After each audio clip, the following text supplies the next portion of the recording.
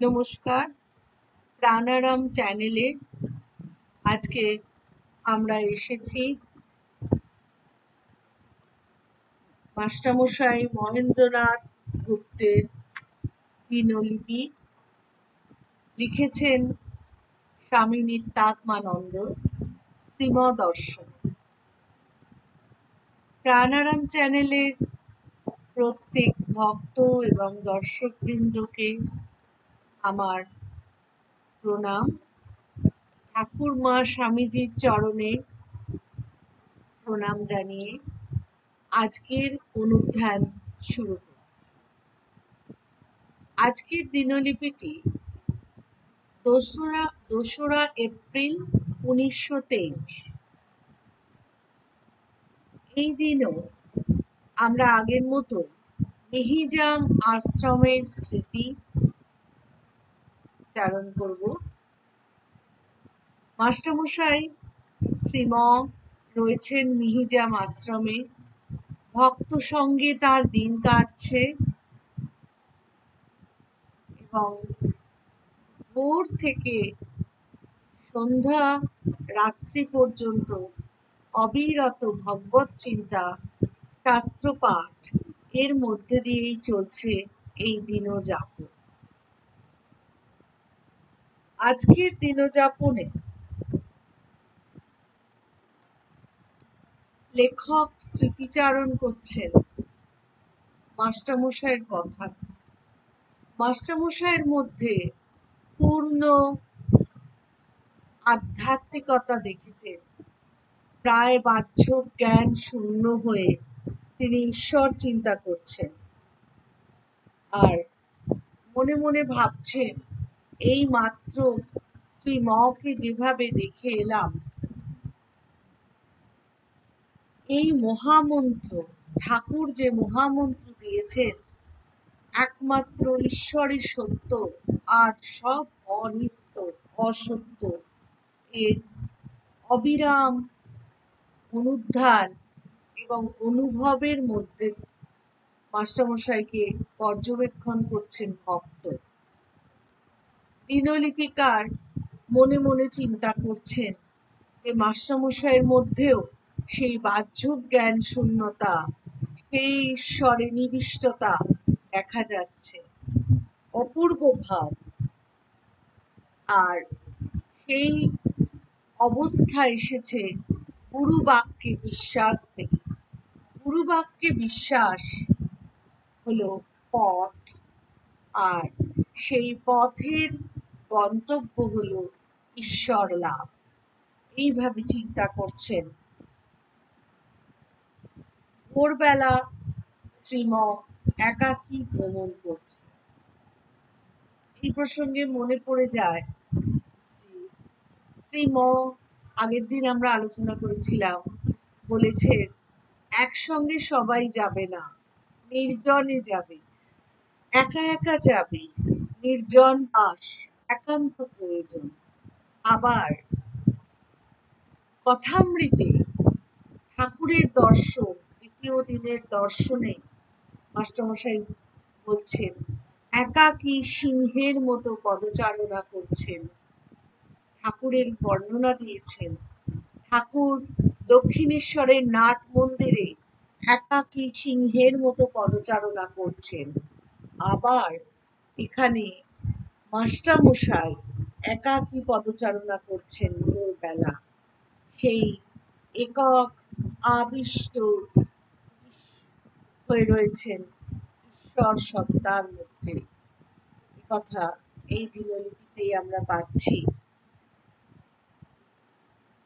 এরপর এখানে দিনলিপিকার নিজের বর্ণনা দিচ্ছেন অন্তেবাসী। অন্তেবাসী আমাদের প্রাচীন গুরুগৃহে যারা থাকতেন ব্রহ্মচারী, তাদেরকে অন্তেবাসী বলা। এখানে স্বামী নিত্যাত্মানন্দ তৎকালীন জগৎবন্ধু ব্রহ্মচারী রূপে মিহিজাম আশ্রমে মাস্টারমশাইয়ের কাছে রয়েছে। তিনি নিজের বর্ণনা দিচ্ছেন অন্তেবাসী। দুজনে একসঙ্গে ভোরবেলা একটি ক্ষুদ্র জলাশয়, ছোট একটা জলাশয়ের সামনে এসে উপস্থিত হলেন। এখানে বসে ঠাকুরের কথা শ্রীম বলেছিলেন কোনো এক সময়, সেই কথাই মনে হচ্ছে। এবং বৃহদারণ্যক উপনিষদের জনক সভার অংশ পাঠ হচ্ছে। আমরা বারবারই বলেছি, আগেও বলেছি, মাস্টারমশাইয়ের অতি শৃঙ্খলাবদ্ধ জীবন, ঈশ্বর উদ্দিষ্ট জীবন, সারাদিন একটি নির্দিষ্ট নিয়মে পরিচালিত হতো, যেখানে ভোরবেলা নির্দেশ ছিল উপনিষদ পাঠ। এই দিন মাস্টারমশাই বৃহদারণ্যক উপনিষদ পাঠ করছিলেন, যে অংশে জনক সভার বিবরণ, জনকের সভায় যে বিতর্ক সভা হয়েছিল সেই বিবরণ দিচ্ছেন। গার্গী ও যাজ্ঞবল্ক্যর মধ্যে এই সমস্ত বিতর্ক হয়েছিল, বৃহদারণ্যক উপনিষদে তার বর্ণনা রয়েছে। তার সঙ্গে সঙ্গে সেই স্মৃতিচারণ, ঠাকুরের স্মৃতিচারণ গোটা বিশ্বকে দেখাইয়া শ্রীম বলছেন, চন্দ্র সূর্য নদ নদী পবন কাল সব তিনি চালাচ্ছেন, সব তিনি চালাচ্ছেন। তার শাসনে সবাই ভীত, আপন আপন কাজ করছে, আবার এও চলছে তার ইচ্ছে। অর্থাৎ সেই বৃহৎ জগৎ, সমস্ত প্রাকৃতিক সমস্ত শক্তি যেমন তার ইচ্ছায় চলছে, তেমনি এও নিজের বুকের দিকে আঙুল দেখিয়ে, অর্থাৎ এই দেহ, এই মন, এই বুদ্ধি, অন্তরাত্মা সমস্ত কিছু তার ইচ্ছায়, তার অঙ্গুলি হেলনে চলছে। ঠাকুর আমায় সেকেন্ড ডেতে এ কথা বলেছিলেন।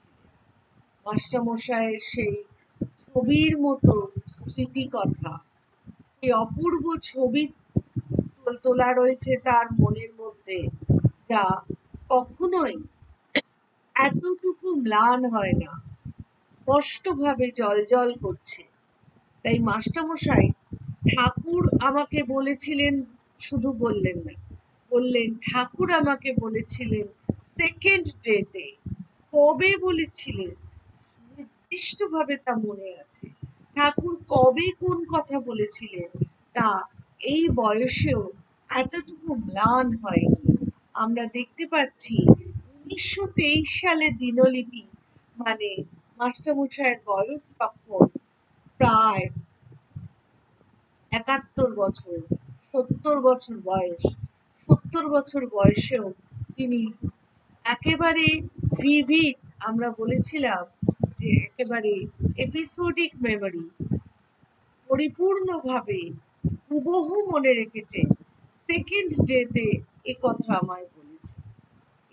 এটা আমাদের কাছে ভীষণ তাৎপর্যপূর্ণ, কারণ অনেক কথা ঠাকুর বলেছেন, অনেকবার বলেছেন, কিন্তু প্রথম কবে বলেছেন সেই কথাটা মাস্টারমশাইয়ের মনে একেবারে স্পষ্টভাবে জ্বলজ্বল করছে। এই কথাগুলি মাস্টারমশাই বলছেন এমনি এমনি শুধু স্মৃতিচারণ না, এর মধ্য দিয়েও শিক্ষার ভাবধারা প্রবাহিত হচ্ছে পরবর্তী প্রজন্মে। কতটা নিখুঁতভাবে ঈশ্বরীয় কথা মনে রাখতে হয়, আর কতটা নিখুঁতভাবে তাকে হৃদয়ে ধারণ করতে হয়, সেই শিক্ষাই মাস্টারমশাই এর মধ্যে দিয়ে দিচ্ছেন। তাই উল্লেখ করলেন সেকেন্ড ডেতে ঠাকুর আমাকে এই কথা বলেছিলেন। আর খালি ঈশ্বরের কথা বলার প্রসঙ্গে বঙ্কিমবাবুকে বলেছিলেন, আম খাও, অর্থাৎ আম খেতে এসেছো, আম খাও, মনুষ্য জন্ম ঈশ্বর ভজনের জন্য, তাকে ডাকো। আর বঙ্কিমবাবু বললেন, পুরো ভালো আম নিজে খেয়ে খারাপ আম শিষ্যকে দেন। তৎক্ষণাৎ উত্তর করলেন, সে কেন হবে গো, বাড়িতে মা জেলে, মা সব ছেলেকে কালিয়া পোলাও করে দেন না, পেট রোগা যে ছেলে তার জন্য ঝোল করে দেন, তা বলে মায়ের স্নেহ কি কম বেশি হয়? সব সমান, যার যা পেটিসয় তাকে তেমনি দেন। এই কথা তাৎপর্য, অসীম তাৎপর্যপূর্ণ কথা। বঙ্কিমচন্দ্র চট্টোপাধ্যায় তৎকালীন ডাকসাইডের ডেপুটি ম্যাজিস্ট্রেট, বাংলার তৎকালীন একজন লেখক, বহু জনপ্রিয় লেখক এবং বাংলা ভাষা গঠনকালে এক অপূর্ব কীর্তি স্থাপন করেছেন। সেই লেখক, সেই ডেপুটি ম্যাজিস্ট্রেট বঙ্কিমচন্দ্রের সঙ্গে যখন ঠাকুরের সাক্ষাৎকার হয়েছিল, এটিও বাংলার ইতিহাসে অত্যন্ত গুরুত্বপূর্ণ। শুধু ইতিহাস নয়, শুধু সাধারণ ইতিহাস নয়, আধ্যাত্মিক ইতিহাসেও। ইতিহাস আসলে অনেকগুলো মুখ, ইতিহাসের একটি মুখ নয়।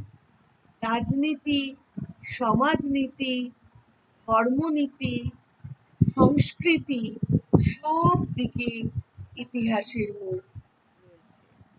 তাই বঙ্কিমচন্দ্র এবং পরমহংস শ্রীরামকৃষ্ণ পরমহংসের সাক্ষাৎকার ভারত বা বাংলার ইতিহাসে, আধ্যাত্মিক ইতিহাসে এক অত্যন্ত গুরুত্বপূর্ণ ঘটনা।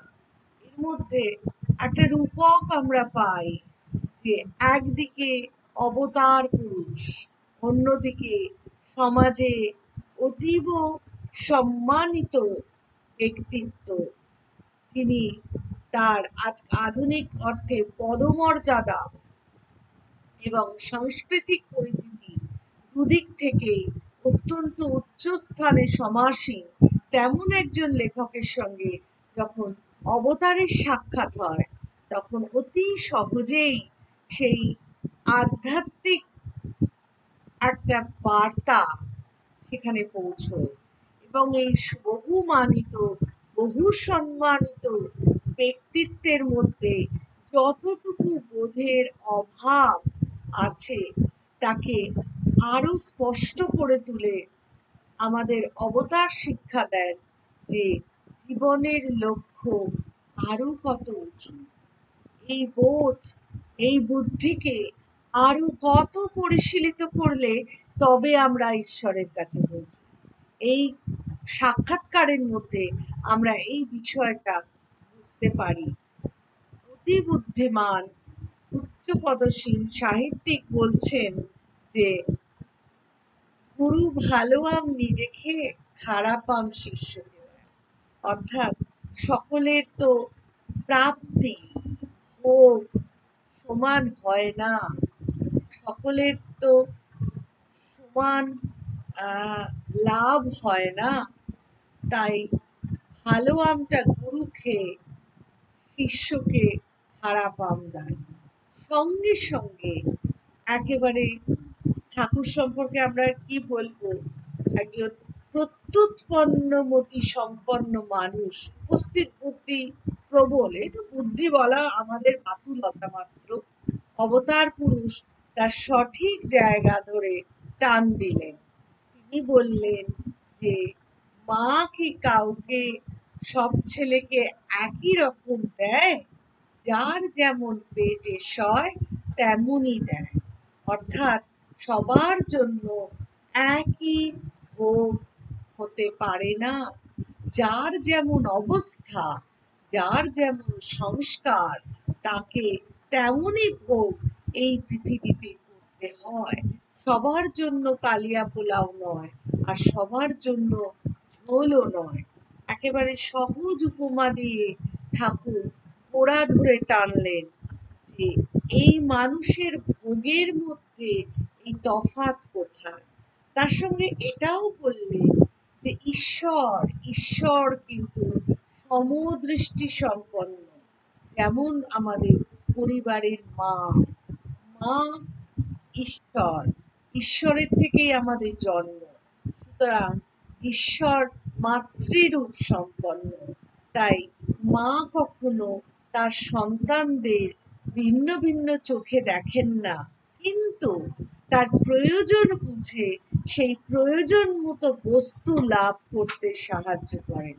তাই অতি সহজে বহুমানিত, বহু সম্মানিত বঙ্কিমচন্দ্র চট্টোপাধ্যায়কে ঠাকুর আধ্যাত্মিক শিক্ষার সূত্রটি ধরিয়ে দিলেন, যে মা কখনো তফাৎ করে না, ঈশ্বরের চোখে কোনো তফাৎ নেই, কিন্তু যে বস্তুটির ওপর ঈশ্বর কৃপা করবেন সেই বস্তু বিভেদে কৃপার ভাব বিভেদ হয়।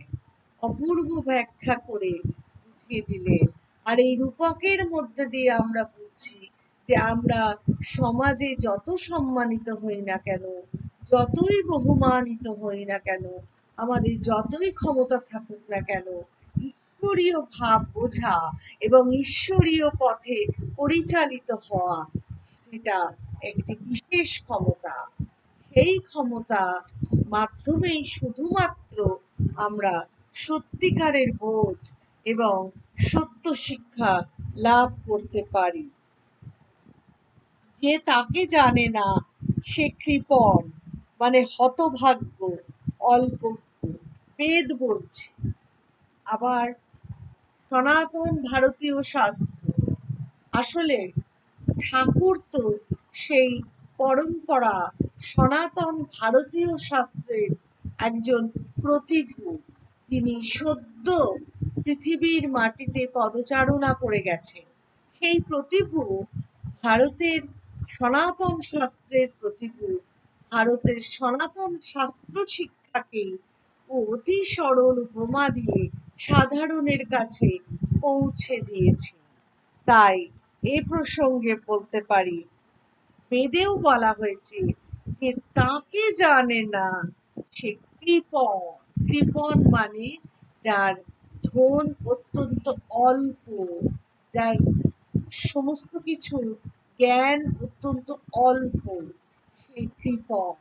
তাই সে জানে না, ঠাকুরের ভাষায় জোশ করে যদু মল্লিকের সঙ্গে দেখা করতে হবে।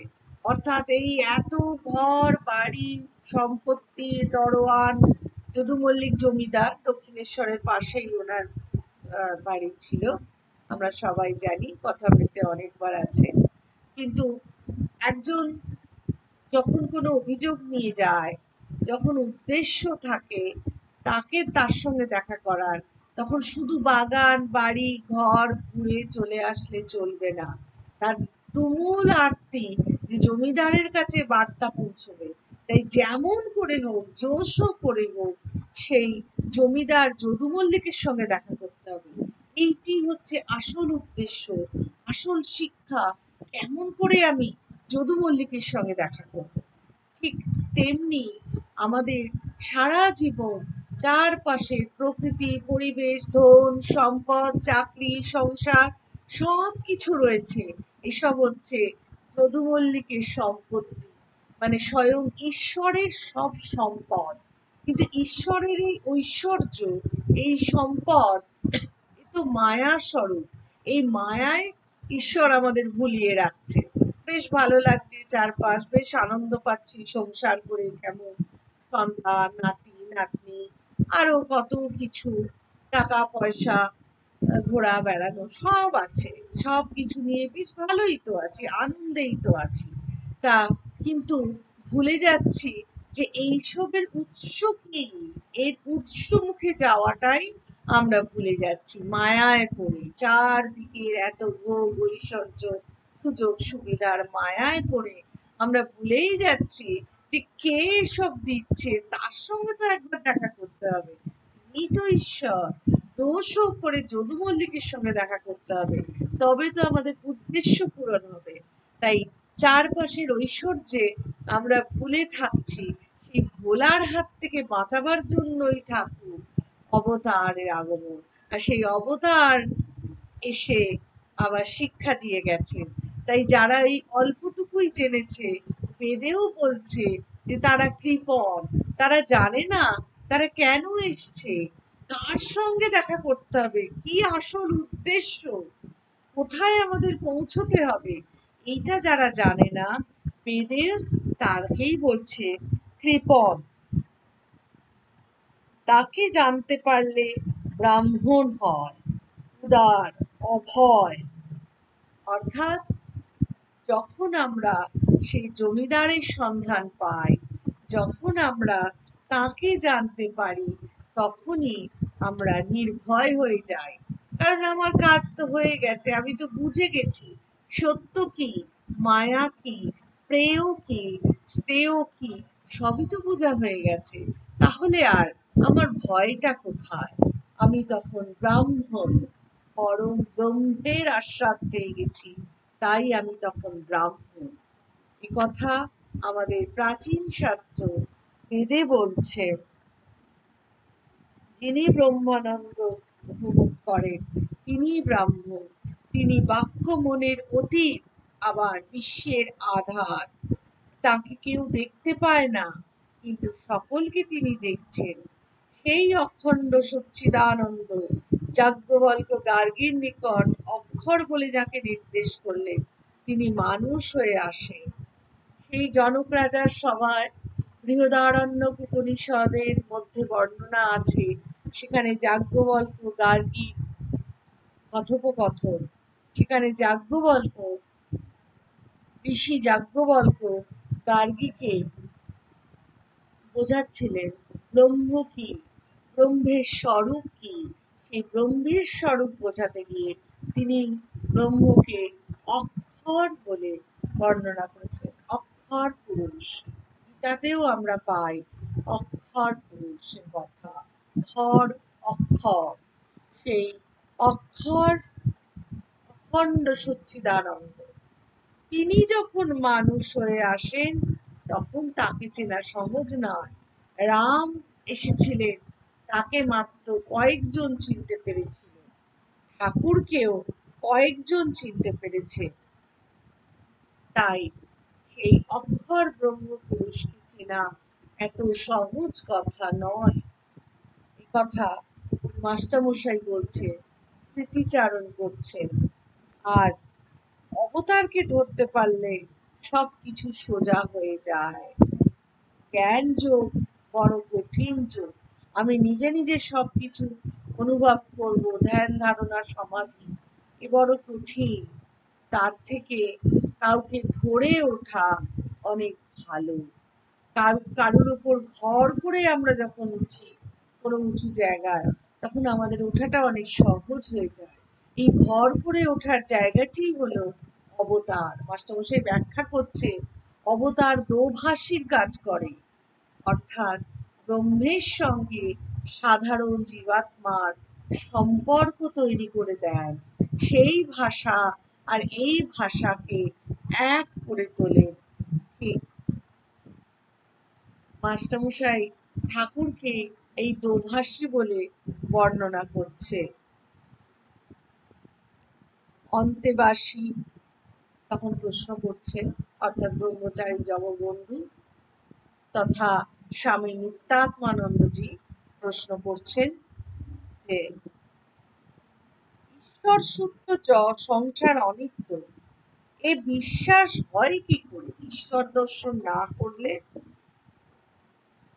সত্যি তো, ঈশ্বর দর্শন করলে তবে তো স্থির বিশ্বাস হবে, না হলে এই বিশ্বাস হবে কি করে?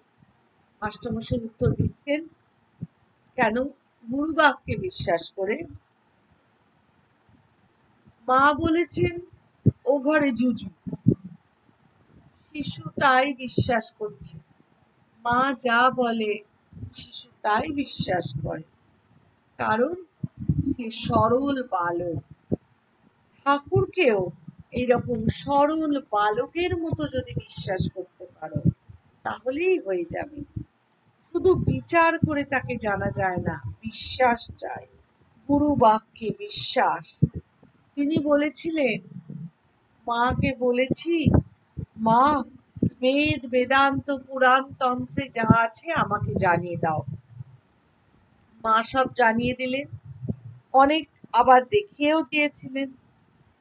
অনেক কিছু দেখার মধ্যে আমি দেখেছিলাম সব নৃমুণ্ড,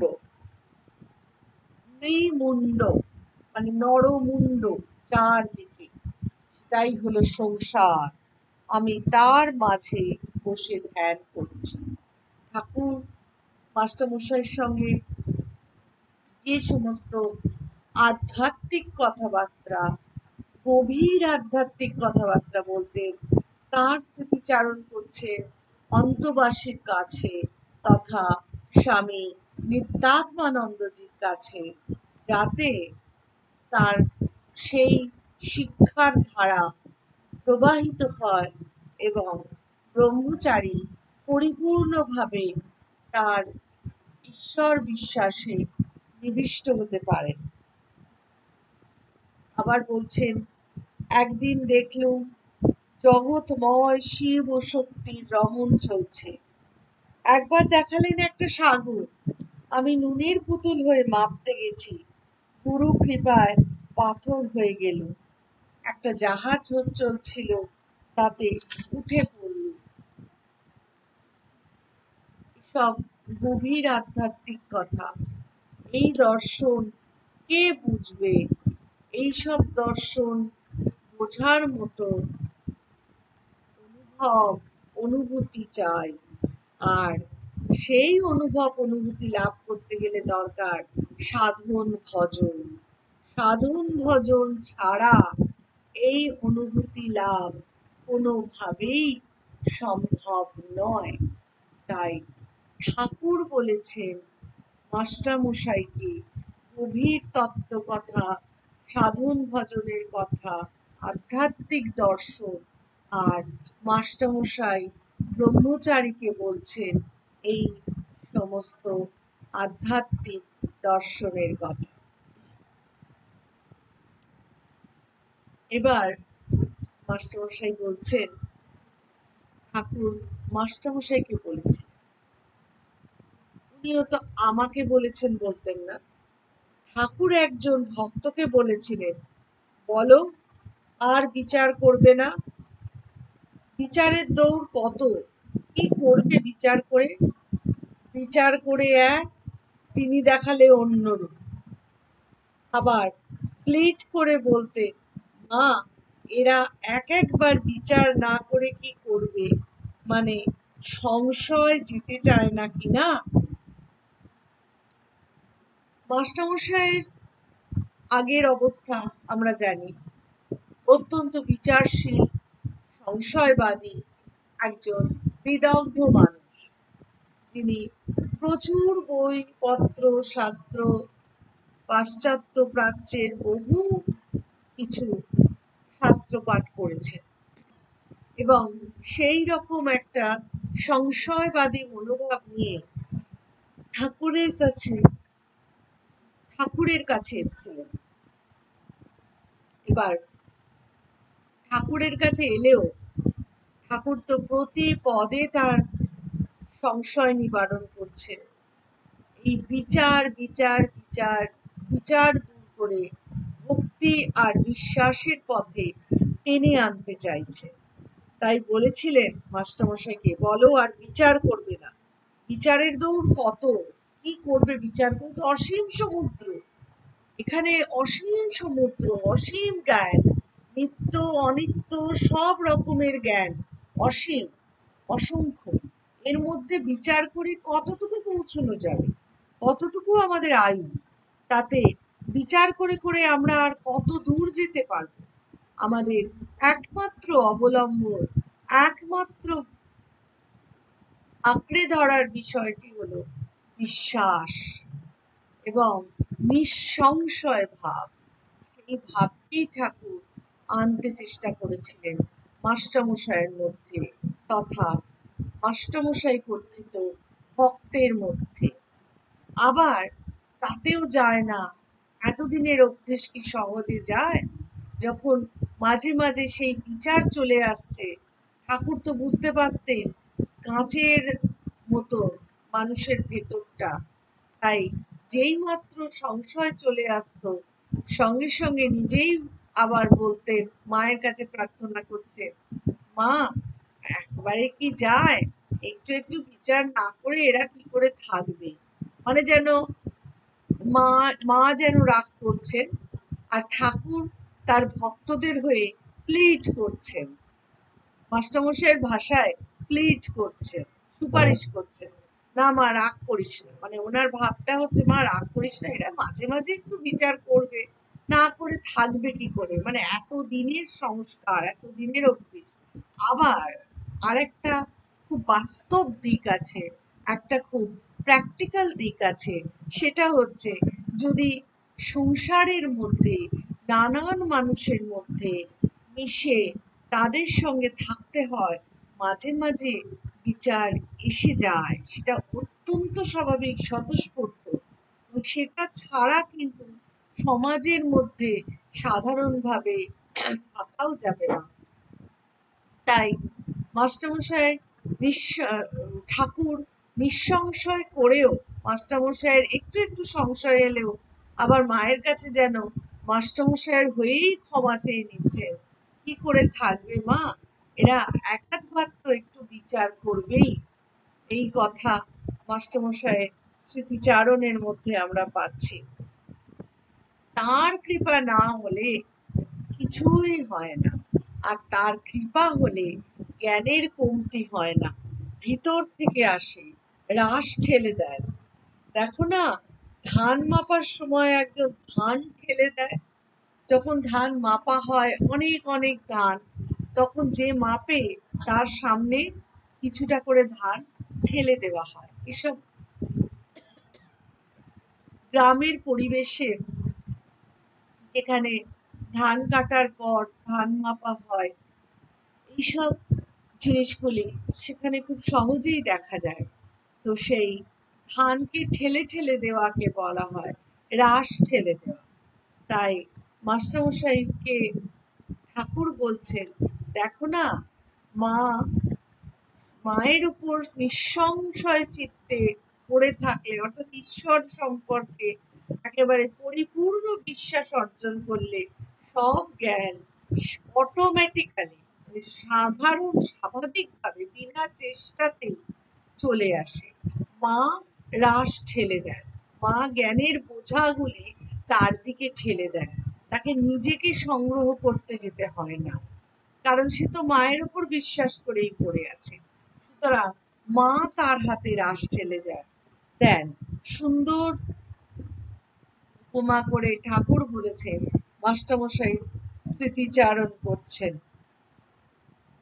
তাকে প্রার্থনা করতে হয়, বলতে হয়, বাপ আমার বালকের বিশ্বাস দাও, অর্থাৎ প্রার্থনা একটাই, আমার বিশ্বাস দাও। পরিপূর্ণ বিশ্বাস হলেই পরিপূর্ণ শরণাগতি। বুদ্ধিসানন্দজি মহারাজের কথাতে আছে যে ঠাকুরের ইচ্ছায় সব হবে। এই কথাটা আমরা খুব সহজে বলি, কিন্তু সহজে কথাটা বলা আর কাজে করা অনেক তফাৎ। ঠাকুরের ইচ্ছায় সব হবে তখনই, মহারাজ বলছেন, ঠাকুরের ইচ্ছায় সব হবে তখনই যখন আমার কোনো ইচ্ছা থাকবে না, অর্থাৎ পরিপূর্ণ সমর্পণ আমার হবে, পরিপূর্ণ শরণাগতি হবে। সেই অবস্থা হলে তবে ঠাকুর সব ভার নিয়ে সব ব্যবস্থা করে দেন। এখানেও তাই, যখন আমার সম্পূর্ণ শরণাগতি হবে, সম্পূর্ণ সমর্পণ হবে, তখন আপনা আপনি মা তার জ্ঞানের রাশ ঠেলে দেবেন আমার দিকে, আমার তখন সত্যকার জ্ঞান লাভ হবে। এইভাবে আলোচনা করছেন, প্রার্থনা করছেন, আর সেই লাভ হলে দর্শন হবে তাঁরই ইচ্ছা। তোমাকে সেই ইচ্ছাটাও ভেতর থেকে আনতে হবে না, তুমি শুধু তার পায়ে পড়ে থাকো, তার ইচ্ছায় তোমার তাকে দর্শন হবে। আর ঠাকুর সকলের জন্য প্রার্থনা করে গেছেন। আজও যারা আমরা পৃথিবীর মাটিতে চলাফেরা করে বেড়াচ্ছি, তাদের জন্য ঠাকুরের বিশেষ প্রার্থনা, মা যারা আন্তরিক ভাবে এখানে আসবে তাদের মনোবাঞ্ছা পূর্ণ করুন। যারা আন্তরিকভাবে এখানে আসবে তাদের মনোবাঞ্ছা পূর্ণ করো। এইভাবে মাস্টারমশাই বলে চলেছেন। তারপর ঠাকুর ঘরে বসে আছেন এবং যোগ সাধনার বিষয় নিয়ে নানা রকম কথা হচ্ছে। কিভাবে বসতে হয়, কিভাবে ধ্যান করতে হয় ইত্যাদি কথাবার্তা হচ্ছে। আর মনকে খুব সজাগ রাখতে হয় এ কথা বারবার বলছেন যে মনকে চাবুক দিয়ে চালানোর মতো দুষ্ট অশ্ব চঞ্চল মন, তারকে একেবারে নিয়ন্ত্রণে রাখতে হয়। তাই মহাপুরুষের বাণী, অবতারের বাণী, এই সব মনে রেখে এগিয়ে চলতে হয়, তা না হলে আমাদের কোনো উপায় নেই। আর ধ্যান করতে করতে মন শুদ্ধ হয়, আর মন শুদ্ধ হলে কাম ক্রোধ সমস্ত যে রিপুগুলি, সেই রিপুগুলিও দমন হয়ে যায়। সেই রিপুগুলিও আমাদের কাছে কোনো আর অনিষ্ট করতে পারে না। শাস্ত্রাদি পড়ার কথাতেও তিনি বলতেন, অত কি হবে পড়ে, বেদ পুরাণ তন্ত্র শাস্ত্র সন্ধান দেয় মাত্র। অর্থাৎ শাস্ত্র শুধু পথ নির্দেশ করে, মানে রুট চার্ট। আমরা যদি একটা কোনো জায়গায় যেতে হবে, সেই যে গন্তব্যে পৌঁছতে গেলে আমাকে গাড়িতে চড়তে হবে, যেভাবে যাওয়া দরকার সেই রাস্তাতে চলতে হবে। কিন্তু আমি যদি ঘরে বসে বসে শুধুমাত্র রুট চার্ট পড়ি, অর্থাৎ কোন রুটের বাস ওখানে যায়, কিভাবে ওখানে যাওয়া যায়, কোন কোন দিক দিয়ে যাওয়া যায়, এইভাবে শুধু রাস্তার রুট চার্ট পড়ি, তাহলে কি আমি সেই জায়গায় পৌঁছবো? তাই ঠাকুর বলছেন শাস্ত্রাদি হলো পথ নির্দেশক, মানে রুট চার্টের মতো। কেউ যদি মনে করে আমি সারা জীবন গীতা পড়লাম, উপনিষদ পড়লাম, ভাগবত পড়লাম, আমি ঈশ্বর দর্শন করে ফেললাম, কেন?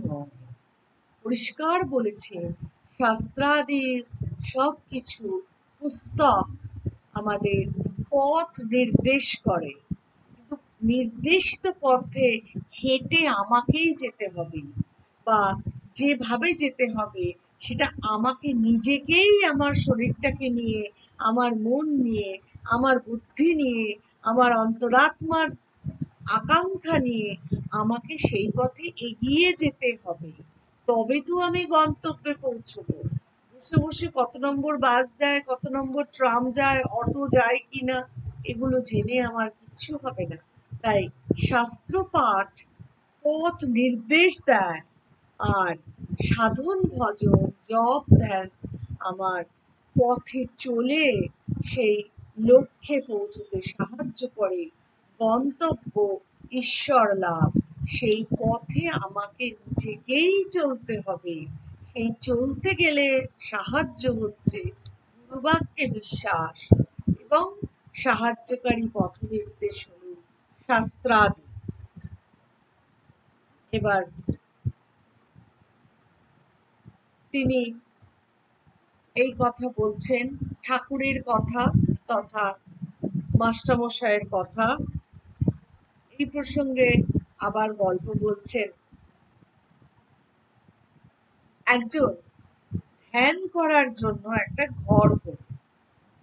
ঠাকুর শুনে বলল, সে কি গো, তিনি যে অতি গোপনের কোন, ঈশ্বরকে ডাকবো লোকে জানবে কেন? তাকে ডাকতে হয় নির্জনে গোপনে। একেবারে আধুনিক মানুষের পাগড়ম্বর সর্বস্ব জীবনকে স্পষ্টভাবে আঘাত করেছেন ঠাকুর। লোকে জানবে কেন? আমি কি করছি? সে তো গোপনে ধন, তাকে গোপনে রাখতে হয়, নির্জনে রাখতে হয়, বনে বনে কোণে রাখতে হয়। সেখানে বিরাট সভা করে, এসো আমরা ঈশ্বর ডাকছি বলে ডাকলে কি ঈশ্বর দেখা দেবেন? দেবেন না। তাই বাহ্যিক বাগড়ম্বর নয়, নির্জনে অতি গোপনে এই বার্তা ঠাকুর দিয়ে গেছে, মাস্টারমশাই প্রচার করছেন। আর শুধু তাই নয়, ঠাকুর কাউকে কখনো ছেড়ে কথা বলতেন না। যার মধ্যে কোনো বৈশিষ্ট্য, একেবারে ক্ষুদ্রতম বৈশিষ্ট্য দেখতেন, যে বৈশিষ্ট্য কাউকে ঈশ্বর থেকে দূরে নিয়ে যেতে পারে, বা যে কারণে তার কোনো স্খলন হতে পারে, সেই জায়গাটিকে তৎক্ষণাৎ চিহ্নিত করে একেবারে পাকা শিক্ষকের মতো তার রেমেডি বার করতে, তার সংশোধনের উপায় বার করে দিতে, কোনোভাবেই তাকে বেড়ে যেতে দেওয়ার পক্ষে ছিলেন না। তাই ঈশ্বর, মাস্টারমশাই বলছেন, ঈশ্বর অবতার হয়ে না এলে শাস্ত্রার্থ কে করবে? শুধু পাণ্ডিত্যের কর্ম নয়, কতগুলি বই পড়লেই হলো না, মর্ম বুঝতে হয়। বদহজম হয়ে যায় বেশি বই পড়লে, তাতে পিছিয়ে যায়। স্বামীজিও বলেছেন, যদি বই পড়লেই মানুষের জ্ঞান বৃদ্ধি হতো, তাহলে ওই গ্রন্থাগারগুলোই হতো সবচেয়ে জ্ঞানী মানুষ। ওই গ্রন্থাগারে থাকে তথ্য, সেই তথ্যটি আমি কিভাবে হজম করব, কিভাবে গ্রহণ করব, তার উপর নির্ভর করছে আমার ভবিষ্যৎ। আমি কোথায় পৌঁছবো?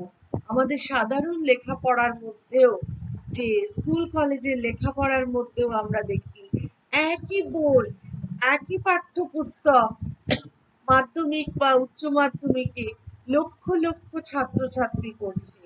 সেই পাঠ্যপুস্তক পড়ে কেউ ফার্স্ট হচ্ছে, কেউ হয়তো অনেক কষ্টে করে পাস করছে। তথ্য একই আছে, বিষয়বস্তু একই আছে, কিন্তু কিভাবে সেই তথ্যটাকে গ্রহণ করলাম, কিভাবে সেই বিষয়টাকে হজম করলাম, তার উপর নির্ভর করে আমার নম্বর প্রাপ্তি হচ্ছে পরীক্ষায়। তেমনি শাস্ত্রের জায়গায় আছে, কিন্তু সেই পাঠ করে আমার কি হলো, আমি কিভাবে তা গ্রহণ করলাম, তার উপর নির্ভর করছে আমার ভবিষ্যৎ কি হবে। তাই গুরু বাক্য হলো একটা মেডিসিন, মানে বড় বড় যে শাস্ত্র, যে সমস্ত পুঁথি আছে, তাকে সহজভাবে এনে সামনে উপস্থিত করেন গুরু তথা ঈশ্বর, অবতার তথা পথ নির্দেশকারী। তাই শুধু শাস্ত্র পাঠ নয়, বদহজম নয়, তাকে সঠিকভাবে হজম করা, অর্থাৎ সঠিকভাবে গ্রহণ করাই হলো আসল ব্যাপার। তাই আবার সেই প্রার্থনা, ঠাকুর আমায় বুঝিয়ে দাও, প্রভু তুমি দিক নির্দেশ করো, যার যেমন করতে সয় তিনি ব্যবস্থা করবেন। তুমি শুধু প্রার্থনা করো, প্রভু আমায় পথ দেখাও, তুমি আমার দিক নির্দেশ করো। এইভাবেই উপনিষদ পাঠ তথা ঠাকুরের প্রসঙ্গ, এর মধ্যে দিয়ে সকাল কেটে দুপুর হলো। মাস্টারমশাই অন্তেবাসীর সামনে অন্তেবাসীর সমস্ত প্রশ্নের উত্তর ব্যাখ্যা করলেন, সেই বেদ উপনিষদ এবং ঠাকুরের শ্রীমুখের বাণী দিয়ে, তার উপমা দিয়ে তার কাছে ব্যাখ্যা করলেন যে আসল উদ্দেশ্য কি, সেই উদ্দেশ্যে পৌঁছানোর পথ কি, এবং সেই উদ্দেশ্যে পৌঁছানোর পথে বাধাগুলি কি, এই সব কিছু আলোচনা হলো। আর শাস্ত্র পাঠেই শেষ নয়, তাকে ডাকতে হয়, গুরুবাক্যে বিশ্বাস রাখতে হয় ইত্যাদি বলে সকাল বেলা কেটে দুপুর গড়ালো। তারপর মধ্যাহ্ন আহারের পর মাস্টারমশাই আবার বারান্দায় বসেছেন। বসে নানা রকম কথাবার্তা বলছেন। আর এবার এলো ভগবত গীতা প্রসঙ্গ। উপনিষদের ব্রহ্মস্বরূপ ব্যাখ্যা করা হলো। তারপরে এলো গীতা প্রসঙ্গ। গীতা প্রসঙ্গে দৈবী সম্পদ আর আসুরি সম্পদের কথা শুরু হলো এবং সেখান থেকে গীতার মর্ম পাঠ এবং ব্যাখ্যা শুরু করলেন স্বয়ং মাস্টারমশাই। এখানে আসুরি ভাব কি আর দৈবী সম্পদই বা কি সে বিষয়ে বিশদ ব্যাখ্যা করছেন।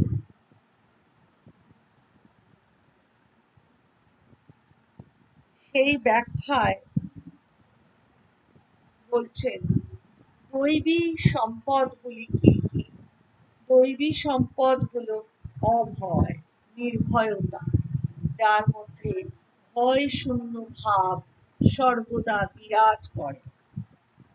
তারপরে হচ্ছে প্রসন্ন ভাব, হাসি খুশি, কোনো অবস্থাতেই অপ্রসন্ন নয়, সেই প্রসন্ন ভাব, এটা হলো দ্বিতীয় সম্পদ, দৈবী সম্পদ। নির্ভয়তা এবং প্রসন্নতা। তারপরে আছে জ্ঞান। জ্ঞান মানে শাস্ত্রীয় জ্ঞানের অনুভূতি, জ্ঞান, তৃতীয় দৈবী সম্পদ। তারপর আছে যোগ, দান, দম, অর্থাৎ ইন্দ্রিয় সংযম, কাম, ক্রোধ ইত্যাদি মুক্ত থাকা।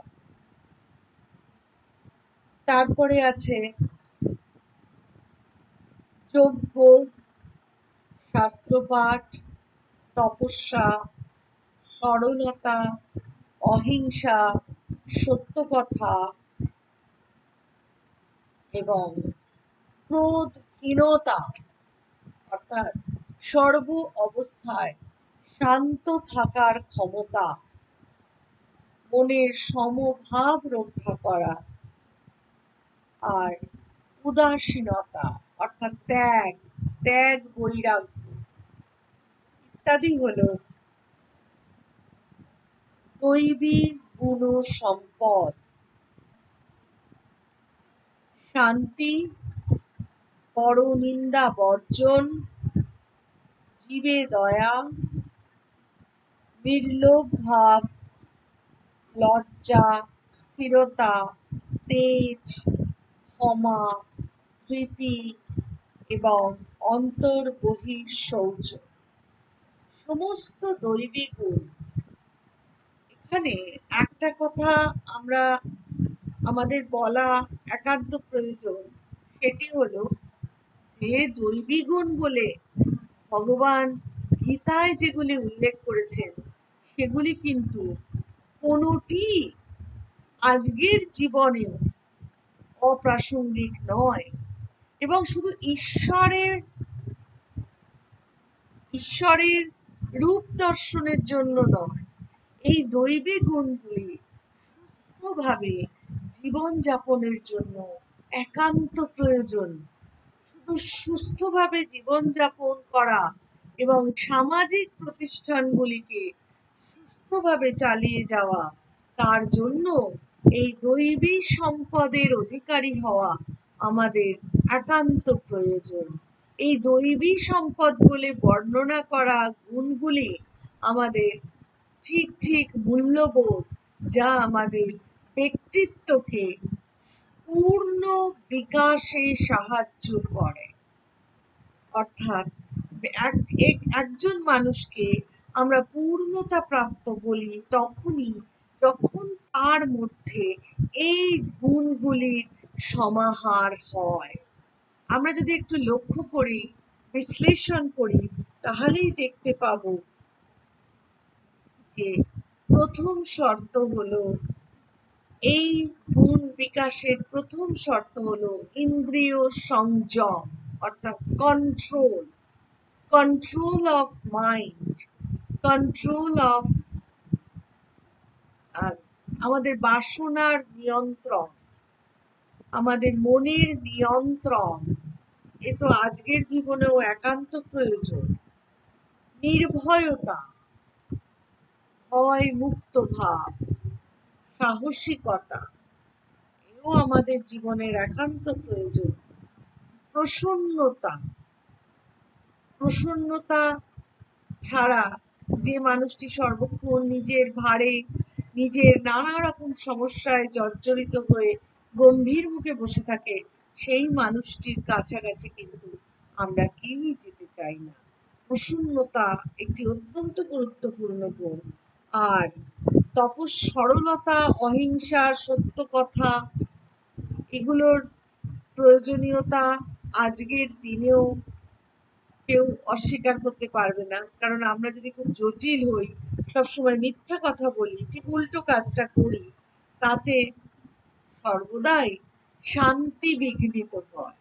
আমরা যে পিস এডুকেশন করে নতুন ভাবে আবার মেতে উঠেছি, পিস এডুকেশন, শান্তির শিক্ষা কি?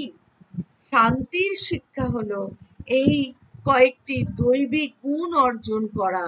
এই দৈবিক গুণগুলি যদি আমরা ব্যক্তিগত স্তরে অর্জন করতে সক্ষম হই, তবেই তা সমষ্টিগত স্তরে প্রকাশিত হবে, প্রতিফলিত হবে। এবং সমষ্টিগত স্তরে যখন এই দৈবিক গুণগুলি প্রকাশিত হয়, তখনই একটি অপূর্ব সমাজ গড়ে ওঠে, যেখানে শান্তির কোনো অভাব থাকতে পারে না। তাই এই দৈবিক গুণ অর্জন করা আমাদের শান্তির শিক্ষারও একমাত্র লক্ষ্য। তাই গীতায় যে দৈবিক গুণ বলে যেগুলি বর্ণনা করা হয়েছে, তাতে সেই অর্জন করতে পারলে ঈশ্বর দর্শন তো হবেই, তারও আগে যেটা আমরা পাবো সেটা হলো একটি শান্তিপূর্ণ সুস্থির সমাজ গঠন। তাই গীতার উপদেশ আজকের দিনেও আমাদের কাছে এত বেশি গুরুত্বপূর্ণ, এত বেশি প্রাসঙ্গিক। আর এই থেকে আরো কি কি পাই আমরা? দুষ্কর্মে লজ্জা, লজ্জা, ক্ষমা, ধৃতি, মৈত্রী ভাব, নিরভিমান। সামান্য কিছু করলেই আমাদের মধ্যে একেবারে অহংকারে জর্জরিত হয়ে পড়ি, সেই নিরভিমানতা, এগুলি সবই হচ্ছে দৈবিক গুণ, যার দ্বারা ঈশ্বরে বিশ্বাস হয়, ঈশ্বর লাভ হয়।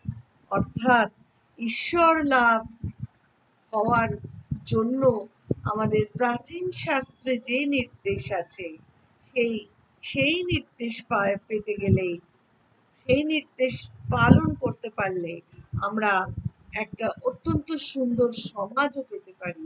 কারণ যে সমাজে বেশিরভাগ মানুষ ঈশ্বর দর্শনের দিকে ধাবিত হয়, সেই সমাজ সুন্দর হতে বাধ্য। তাই স্বামীজির ভাষায়, আগে উন্নত মানুষ, তারপরে উন্নত মানুষই পূর্ণতা লাভ করে দেব মানুষে। সাধারণ মানুষ থেকে উন্নত মানুষ, উন্নত মানুষ থেকে দেবতা, মানুষ দেবতা হতে পারে ওই দৈবিক গুণগুলি অর্জন করলে। তাহলে মানুষ থেকে দেবতা হওয়ার পথে আমাদের অর্জন করতে হয় ওই দৈবিক গুণগুলি। আর ঠাকুর বলতেন, মাস্টারমশাই আবার স্মৃতিচারণ করছেন, যাদের মন ঈশ্বরে আছে তারা কাউকে ভয় পায় না, কারু খোসামত করে না, ভগবান যা দেন তাতেই সন্তুষ্ট, লাভের প্রত্যাশা থাকলেই ভয়, লাভের প্রত্যাশা থাকলেই ভয়। একটা অতি বাস্তব কথা, চূড়ান্ত আধ্যাত্মিকতা, আধ্যাত্মিক শিক্ষা, আধ্যাত্মিক শক্তি লাভ করতে গেলে এই দৈবী গুণগুলি অর্জন করতে হয়। এবং আমরা দেখছি যে লাভের প্রত্যাশা থাকলেই ভয়। আমাদের প্রত্যেক ক্ষেত্রে, আমাদের সমাজের মধ্যে যতগুলি অঘটন, যা কিছু প্রতিদিন খবরের কাগজে, টিভির পর্দায় আমরা দেখতে পাচ্ছি, এই সব কিছুই কিন্তু লাভের প্রত্যাশা। আর লাভের প্রত্যাশা থেকে জন্ম নেয় ভয়, আর ভয় থেকে আবার মানুষ নানা রকম মিথ্যা এবং দুষ্কর্মের মধ্যে জড়িয়ে পড়ে। তাই ঈশ্বরের সঙ্গে যাদের যুক্ত হওয়ার ইচ্ছা আছে, যাদের মন ঈশ্বরে আছে, তারা কিন্তু নির্ভয় হয়, কারো খুশামত করে না। কারণ খুশামত করার লোক তো ওই একজনকেই তুষ্ট করতে হবে আমাদের। তিনি হলেন সর্বময় প্রভু ঈশ্বর। তাকে তুষ্ট করতে পারলেই আমার জীবন সার্থক। আমি অন্য লোককে কেন তুষ্ট করতে যাব? আমি কেন করব? কারণ সে তো আমার পরমার্থ লাভে কোনোভাবেই সাহায্য করবে না। যে যা করলে আমার পরমার্থ লাভ হবে, আমি সেটাই করব। সেই হলো দৈবী গুণ। তাই দৈবী গুণের মধ্যে নির্ভয়তা, নির্লোভতা, এইগুলি হলো বিশেষ গুরুত্বপূর্ণ। আর যে মানুষ এই গুণগুলি অর্জন করে, তাদের মন ঈশ্বরের সঙ্গে যোগে থাকে। তাদের এই জ্ঞান হয়েছে, ঈশ্বরই আমার আপনার, আমরা ঈশ্বরে। দানের কথায় ঠাকুর বলেছিলেন, জ্ঞান, ভক্তি দান, বিদ্যা দান, প্রাণ দান, অন্ন দান। এটি হলো 4 প্রকার দান। এই দৈবী গুণ অর্জন করতে পারলে সেই মানুষের ঈশ্বরের সঙ্গে যোগ স্থাপিত হয়। অর্থাৎ যে মানুষ ঈশ্বরের সঙ্গে যুক্ত, তারই একমাত্র এই গুণগুলি, এই নির্লোভতা, নির্ভয়তা, এই গুণগুলি অর্জিত হয়। এবং অন্নদান, প্রাণ দান, বিদ্যা দান, জ্ঞান, ভক্তি দান, এইভাবে দানের একটা হায়ারার্কি, মানে একেবারে স্তর বিভাজন করেছিলেন যে কি কি করতে হবে আমাদের সমাজে। প্রথম স্তর হচ্ছে অন্নদান। তার চেয়ে একটু উচ্চতর দান হলো প্রাণ দান, কারোর প্রাণ রক্ষা করা। তার চেয়ে আরেকটু উচ্চতর হলো বিদ্যা দান, কাউকে শাস্ত্র জ্ঞান বা কোনো বিদ্যা লাভে সহায়তা করা। আর শ্রেষ্ঠ দান হচ্ছে জ্ঞান ও ভক্তি দান, অর্থাৎ ঈশ্বরীয় ভাবের দান, আধ্যাত্মিক অনুভূতি স্বরূপ দান ইত্যাদি। তাই শ্রেষ্ঠ দান হলো ঈশ্বর বিশ্বাস, ঈশ্বর লাভে সহায়তা করার জন্য জ্ঞান ও ভক্তি দান। এইভাবে গীতার কথায়, গীতার শ্লোকের মধ্যে দিয়ে ঠাকুরের শিক্ষা, ঠাকুরের বাণী প্রসার করছিলেন মাস্টারমশাই। আজকে এই পর্যন্তই থাক। আবার আমরা প্রত্যেক মঙ্গল ও শনিবারের মতো আগামী মঙ্গলবার আসব শ্রীম দর্শন, শ্রীম তথা ঠাকুরের অনুধ্যান নিয়ে। সব ভক্তবৃন্দকে আমার নমস্কার জানিয়ে, ঠাকুরমা স্বামীজির চরণে প্রণাম জানিয়ে আজকের অনুধ্যান শেষ করছি। শ্রীরামকৃষ্ণার্পণমস্তু।